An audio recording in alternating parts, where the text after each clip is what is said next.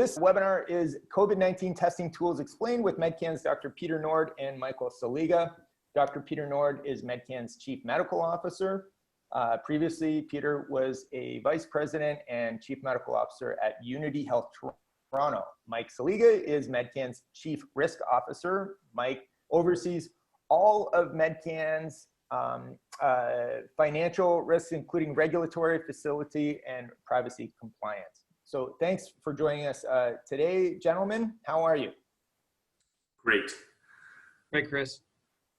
Well, that's great. So let's, I'm going to stop sharing my screen. Let's talk testing. So the conceit behind this webinar is that we did have a webinar earlier in the summer that was about testing. But since then, Medcan's testing has started, and we've been in operation now for 4 weeks or so on the antibody testing. Is that correct, Mike? Yep, pretty close, yes. And so this was a chance to look back and to say how things are going and how the rollout's been and what kind of our best practices in terms of what we've been learning. And then to talk about what's coming down the pipe. So people talk about testing and the need for quick and accurate testing as a way to contain the virus. And so we're going to talk today about what some of the things coming down the pipeline are. So why don't we start with a little bit about the various types of testing that are in not in development, but that are in practice now. Dr. Peter Nord, why don't you start with that and give us a little bit of an overview, and then we can move on to Medcan's experience. Yeah, well, I think the answer really is country by country, and it's very confusing for people when they see all these different tests without knowing sort of the regional application of those tests. So there are some tests that are available in Europe, but not anywhere else in the world. There are some tests that are available in Asia or even in the US, approved by the FDA under an emergency use application process that they have, but may not be available in Canada. So there are lots, as you can imagine, because of the importance of COVID and the financial imperative, the health imperative, the global need to come up with solutions for COVID. We're very familiar with the vaccine, the push on vaccines, but just testing, which is where we started from, even the kind of tests that have been out there are highly variable, and they're all in all sorts of different distribution channels across these different countries. In Canada, we basically have had literally one type of test, and that's the one that everyone's familiar with. It's the nasal swab. It's a nasopharyngeal swab, so we really need to get samples from the upper nasal passages. Not a lot of fun if anybody has had one, because it's not just sort of a little thing. They have to really go pretty high up the nose and get a really decent sample. And so that is the type of test that's been utilized across Canada.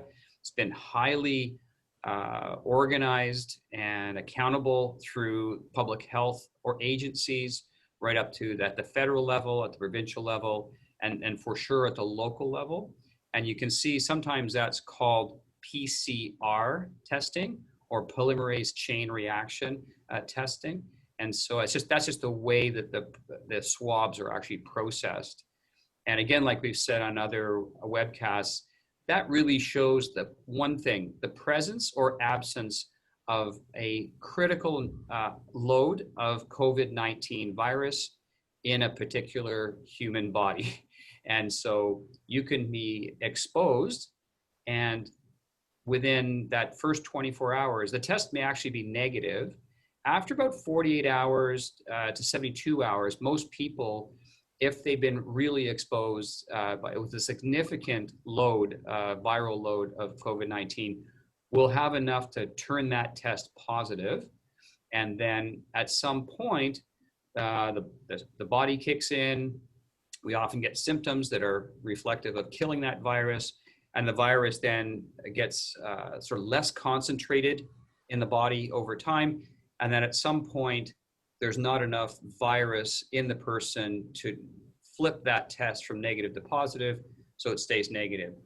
So that's the test that we've had in Canada up until recently. And happy to say the other type of test that's been offered, which we mentioned previously, is the blood sample, the serology test, which is testing for the immunoglobulin G. And as you said, we're in our 4th week now at Medcan, and Mike has really led the charge in securing that test and then now distributing it. That's right. And Mike, why don't you go and tell us a bit about the process that was required to get this type of testing approved and actually roll it out at Medcan. Medcan is one of the few private facilities in Canada that is offering a test like this. Tell us about that process, some of the hoops that you had to go through, and then we can also talk about the experience, Medcan's experience with it. Certainly, Chris. So yes, by virtue, so Medcan has had, as part of our the service we offer, the annual health assessment, we've had an on-site lab since 2005.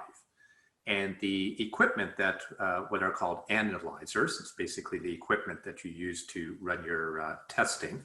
The equipment that we use in our lab is from a lab manufacturer called Abbott. And fortunately for us, on May 14th, I believe, of this year, Abbott was one of the first lab manufacturers approved for the serological testing that Dr. Norn mentioned, otherwise known as the antibody or the IgG testing. So May 14th, Abbott is approved for the antibody testing, and Medcan has a lab with Abbott equipment. So as a result, we were able to secure the testing for our facility. However, prior to, there's a bit of a time gap there between May 14th and 4 weeks ago, so say middle of August or early August. So part of the process that we had to go through, which we do with every single test that we introduce in our lab, and it's a standard lab process, is what's called lab validation testing. So essentially you run the test in your lab, and you want to ensure that the results that you're receiving for that testing are the same as results received by other labs. So think of it as just like a quality test. Make sure you're getting the correct results that you should be getting. And part of the challenge with introducing the antibody testing at Medcan was that we had to secure a sample size of negative results and a sample size of positive results. And again, these are positive antibody results where the sample is blood. And as Dr. Norn mentioned, all the diagnostic testing in Canada today through the public health facilities is PCR based, which is that swab. So they're not drawing blood, they're using the swab. So we had to obtain a large sample size of positive COVID results with the sample being blood. So after a fair amount of due diligence, we were able to secure enough samples positive and enough samples negative that we could run it on our equipment, and then we could compare our results to another lab as well. We compared our results to a hospital facility, and our results matched up. So the biochemist who's associated with our lab approved our lab validation process, and that's when we could introduce the testing to our clients, which is what happened about 4 weeks ago. So as of about 4 weeks ago, we now have the antibody IgG test available at Medcan. And again, the test that we're using is from Abbott, who were approved by Health Canada on May 14th. So maybe a bit of a long explanation there for the process that we went through, but it's the same process we use with any test that we introduce in our lab. Well, it does sound you know, it's good to get this up and the testing is proceeding well. Can you tell us a little bit about how it's been going since? So you've told us the story until the actual rollout, which was sort of around August 1st, I believe. You know, A little later, but yes. A little after. So how has it been going since then? Have you been surprised by the demand? Is the demand about what you expected? And then what sort of positive or negative rates are you experiencing? Sure. So we did anticipate, we did expect that there would be heavy demand for this service, and there has been. So we've introduced the testing to our clients, but also those who have never been to Medcan before can also contact us and obtain the testing. So it's not just Medcan clients. For those who may be on the call and have never come to Medcan, if you contact us, we will book you in for an appointment for the testing. So demand has been fairly heavy. Right now we have a backlog of people interested in the test that we're reaching out in order to book them in for an appointment. And appointments are available generally Monday to Friday, kind of standard business hours, down at our 150 York location. Anybody coming on site to Medcan does have to go through a screening process, though, a pretty intensive screening process just before coming on site. But appointments are available. Demand has been quite large, but we're working through and getting through to everybody to book them in for an appointment. Oh, and you did ask, sorry, kind of the results that we're experiencing. So I would say on average now, we are probably seeing in general about 40 to 45 clients per day for this testing. And we've been doing this, as you said, for a number of weeks. And so far, the positive results that we've encountered has been a handful. So again, about 1 to 2%, less than 2%, I'd say, positive results, which I think is comparable. I believe, and Dr. Nord might know a little bit more about it, but there was, I think, a recently large Canadian study released where it showed also results were about 1% positive. So kind of what we expected, but those are the results we're experiencing so far. Fantastic. Thanks for that. Dr. Nord, perhaps you can speak to the need for other forms of testing or why it makes sense to continue to develop other forms of testing. You know, in terms of convenience or ease of testing or results rate. So why don't you take that piece of it? Yeah, well, certainly, as I hinted, the nasal swab, the nasopharyngeal swab, is a somewhat invasive test.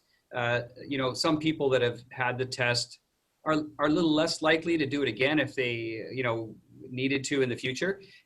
So that's one of the feedback issues that we've had in terms of compliance and getting the testing done.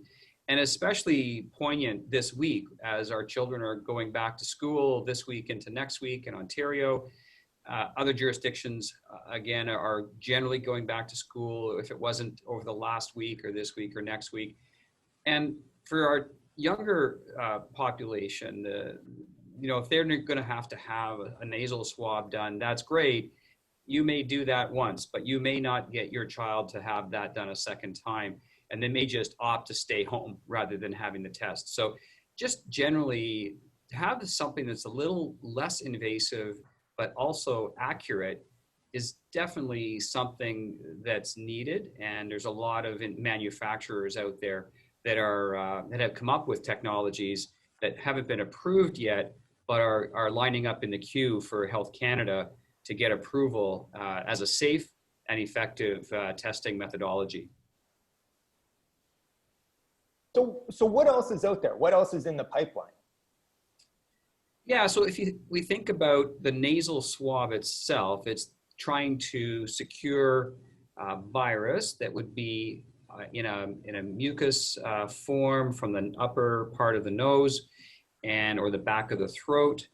And because we know this is, as we've said, this is where the droplets that contain the virus are entering our system. That's where some of the highest concentrations of virus are found in the human body if we are infected. So this is the go-to space. And this is why we're wearing masks. This is why we're not touching our face. This is why we're doing hand hygiene, all of these things specifically to prevent the transmission of a droplet containing virus to our nasal passages, to our throat.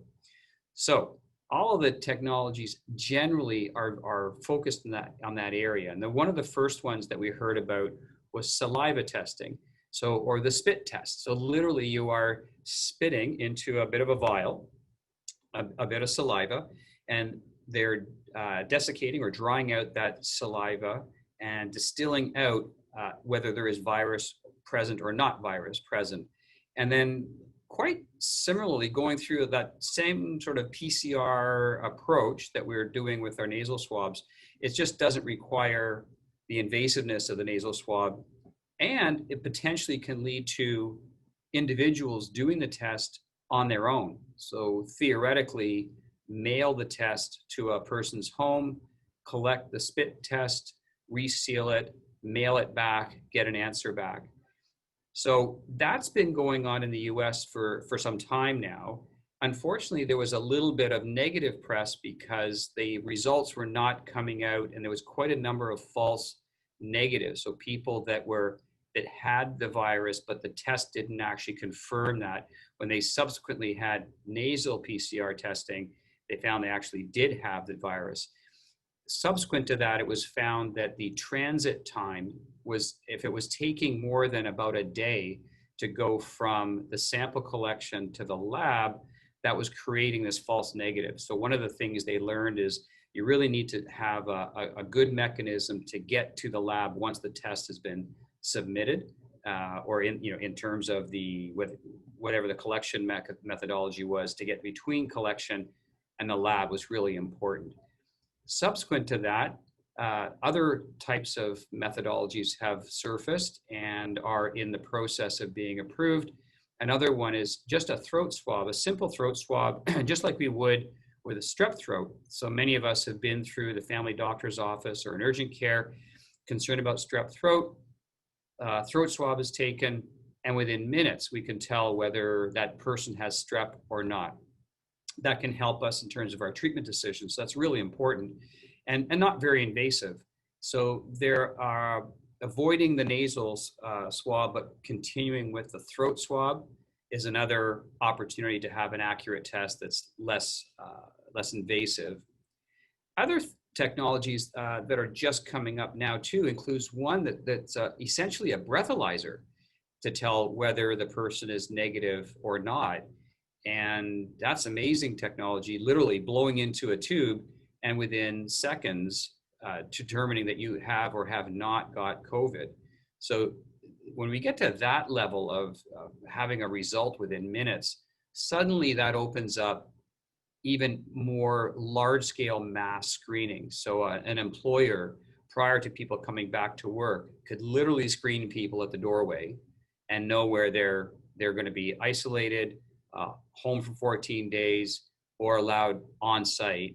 And just like we're doing temperature screens now and passive screening with questionnaires, that could become kind of the acid test for a positive versus a negative result very, very quickly. And again, completely non-invasively. So there's a bunch of really interesting methodologies to look at that option to nasopharyngeal swabs. All of the technologies will use some version of the PCR methodologies that we've been using so far. And again, that's all looking at virus presence or virus absence, as opposed to the IgG or antibody test, which shows a person's reaction to being exposed or not exposed to COVID in their prior days, weeks, months. So with respect to Dr. Nord, the scenario that you laid out or described about an employer requiring or asking employees to conduct a test before being permitted to come back to work. One can also think about that for schools, that perhaps on a weekly basis, that the students at a school could be required to take a test in order to be permitted to come into the classroom. But what sort of a timeline are you expecting with respect to that type of test? I mean, is this something that could potentially be weeks away? Are we seeing it months away? Or is this something, that could potentially be years? Yeah, that's a great question. The answer is no idea. Once it gets in the queue for Health Canada, they have a fixed number that they can assess on any given day, week, month. And so some of it is dependent on the crush of all the different, manufacturers, vendors that have these technologies, and with a fixed limitation at Health Canada by how much they can do on a given day. I would say, to guess, it's certainly not going to be days or weeks. It would be probably months, but not years. So just in terms of ballpark, not days, not weeks, I'd be talking in terms of months, but not, again, years. So that's roughly when we hope we can start to see some of these technologies coming forth. As you said, with schools opening, as I hinted in the earlier comments, tremendous amount of pressure to get these type of assessment tools out there and approved, but to do that safely. The worst thing is to rush something through and then either have false positives or false negatives, and then everybody's confused and upset and scared, and the credibility of the testing is shot. And so there is pressure to get these out, but there's also pressure to make sure that these technologies are as accurate as they possibly can. We've seen an example of some of this with the Spartan Cube that was approved, and then recognized that maybe the test results weren't as accurate as we were all hoping for. And so that test is being reworked at the present time to be brought back out again. So, there's been, I think Health Canada has looked at other jurisdictions where they've rushed things and had to backpedal, and the angst, the frustration, the fear, the confusion that's caused by that is significant, and obviously want to try and avoid that from happening. So it is a really tough balance that Health Canada has to go through to approve any of these technologies. I was gonna mention, Chris, further to Dr. Nord. I was just thinking about your comments about Health Canada, and so just prior to today's session, I went to you can go to a Health Canada website, and if you just Google Health Canada, like approved COVID medical devices, and there's been, Health Canada has approved 32 COVID testing medical devices to date, one of which was what Dr. Nord mentioned, the Spartan Cube, and on the site it says now for research only. But of those 32 devices, 7 have been serological, so call it the antibody. The remainder are PCR. And they have 81 pending applications. So as Dr. Nord said, there's no shortage of applications in at Health Canada for various COVID testing methods. And Mike, you in our conversations preparing for this webinar, you referred to Health Canada as a black box in terms of we don't have a good sense of where things are within the approval process at Health Canada. And so we know that perhaps applications have been made for various testing measures. However, we don't know what spot in the approval process that these testing measures are in that process, correct? Well, I don't know if I know enough to answer that, Chris. When you do go to that website, they do have a column, and it says, it gives something of a status. So it says, we've gone back to the manufacturer to ask for more information. The one I recall seeing is where they've gone back to the manufacturer to ask for more information. So it does seem that I don't know the actual approval process, but they do provide, it seems like, some degree of status as to where they are in a certain process on various applications. we had a summarizing component of this webinar, but I see that we actually have numerous different questions. And folks, we do, if you can, if you do have a question, you can just press the Q&A button to ask it. I think rather than summarizing what's been said so far, we'll go right to the questions now, because there will be some summarizing that happen within the questions. So let's move to questions. Thanks for submitting questions, webinar attendees. And I'm going to start, are the test results received right away? I think that is in relation to Medcan's IgG antibody testing. However, I don't, Mike or Dr. Nord, I don't know which one of you want to speak to this, but once you speak to Medcan, can you also speak to other testing modalities? I can answer Medcan. Our commitment to those coming in for the antibody testing is that we'll have the result to you within 2 to 7 days. And we actually issue you with client report that indicates if your result is positive or negative, and then some recommendations around that result. I'm uncertain if the actual public health, I guess, PCR, I think is generally within 48 hours, but if Dr. Nord has anything further on that. Yeah, when we first started doing the assessment center testing, it was taking many days to actually get those results back. Now that the tests have become a bit more ubiquitous, and even the wait times to get the test, the threshold for getting the test, much, much better than it was. And now because of that, the systems have really ramped up. So for the most part, at least in most jurisdictions in Ontario, I think they would say within 48 hours, most people are getting them within 24 hours. So it's a pretty well-oiled machine right now. That's fantastic. Another question, just to be clear, the test tells me if I have had the COVID virus. So this is an interesting, I do think that this is a better question than it may first appear, because there is a difference there. Dr. Nord, do you want to talk about that? Yeah, and you're right. It's a very specifically worded question, which is, and there's a yes and a no. So the test does tell you if you had COVID exposure, and again, it would need, and in past tense, because it takes at least 14 days on average for the human body to develop these long-lasting immunoglobulins to this specific strain of COVID-19. So it won't tell you if you have the virus, because you can actually have a PCR test, a nasal swab test that is positive, and the IgG test being negative.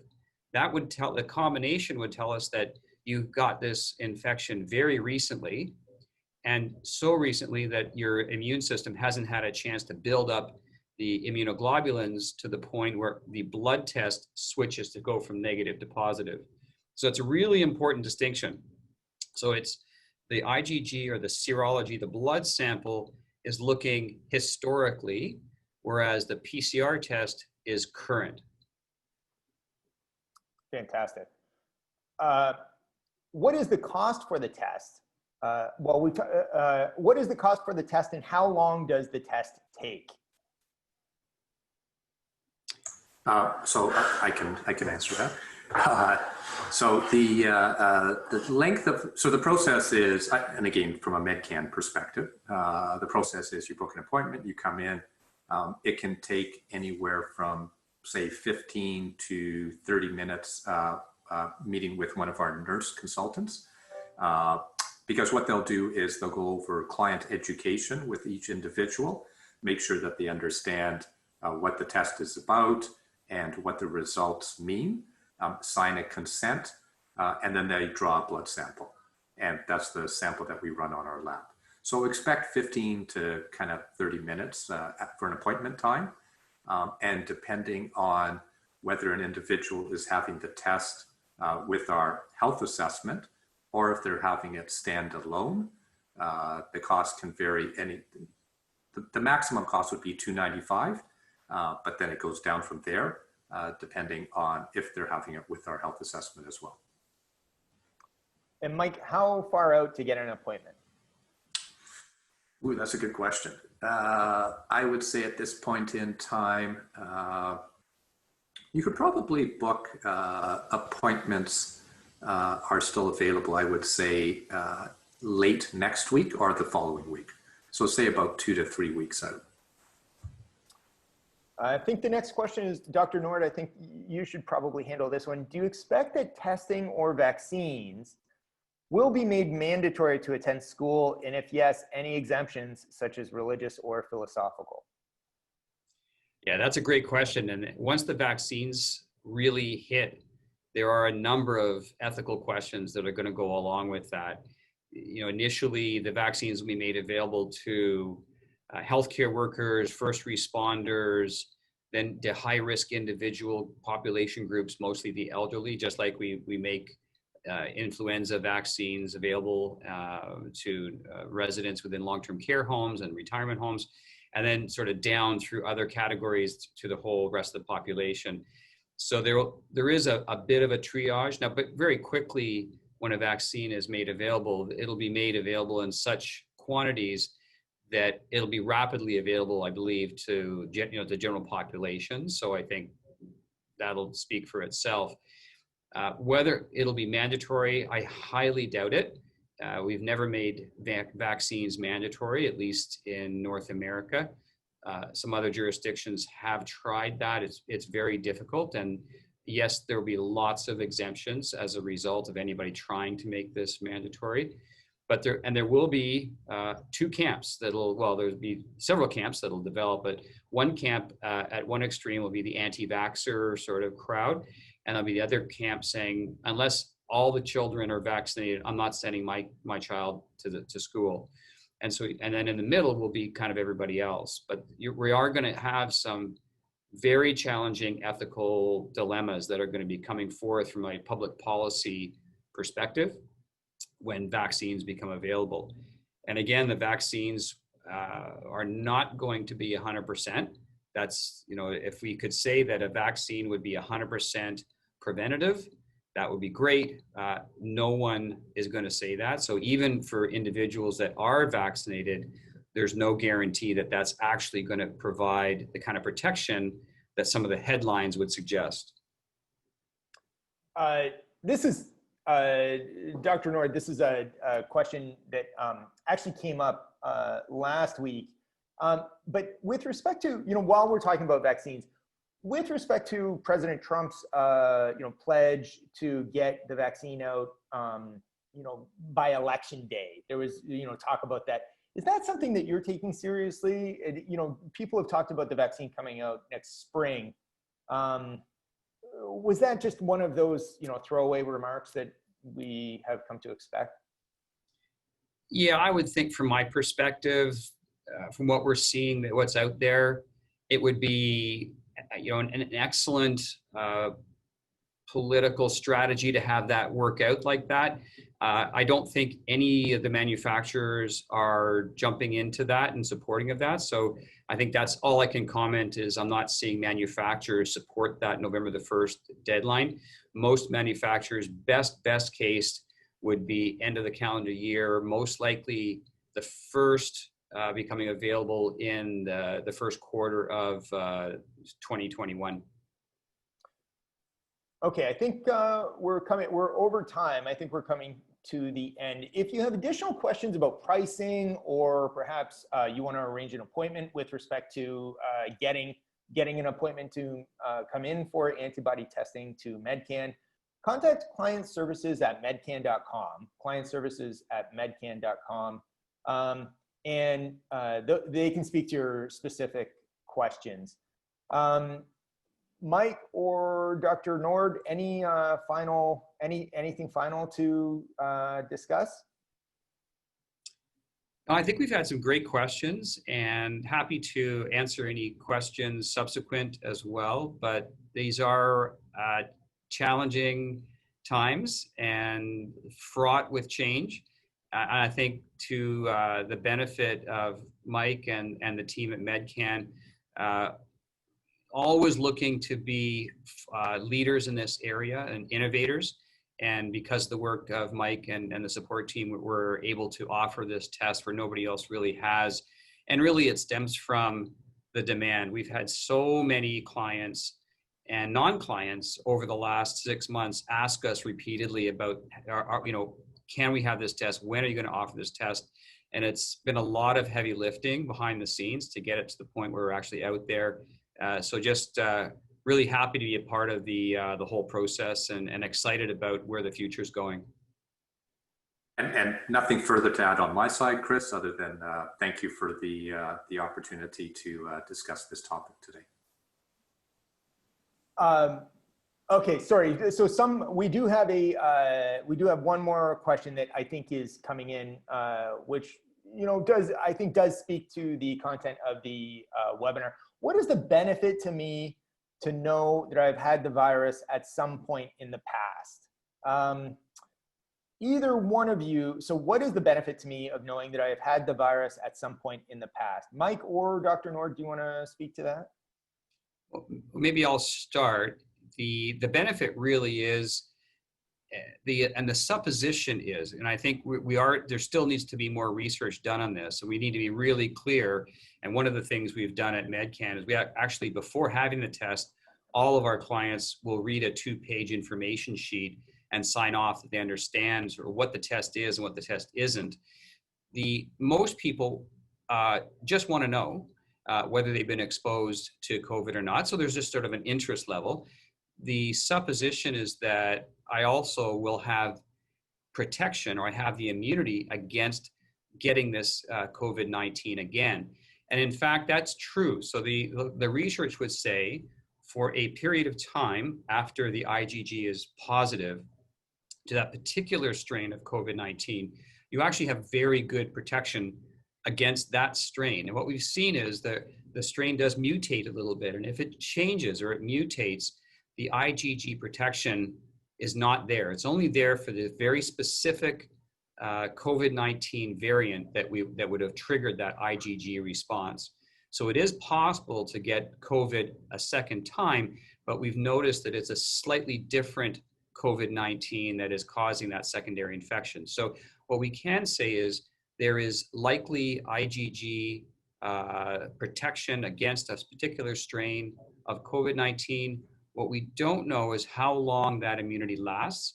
And in fact, we're just starting a research project at Medcan to try and determine on average, how long does the IgG confer a degree of protection against COVID-19? Having said that, that would be an average. Individual immunity can vary. And so some people might only have protection for weeks, whereas some other people may have protection for months. So that's a really important takeaway. Dr. Nord, final question, I promise. Will the antibody test provide the quantity of antibodies in my bloodstream, or at least low, medium, or high? No, it's presence or absence. So and that's a specific threshold that's been identified. And so, as I said in those opening remarks, it is possible that you have virus, but you're below the threshold for IgG. Once you get above the threshold, the test becomes positive, and we give you the positive result. Fantastic.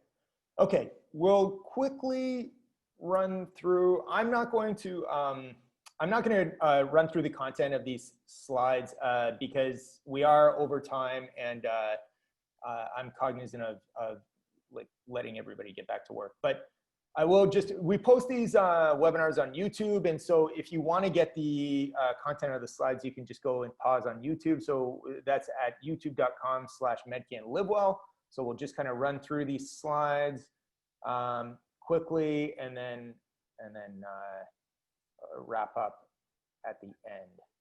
Okay, so then the broader point, while all tests currently available have limitations, other options are being developed that should make testing faster, more accurate, and more convenient.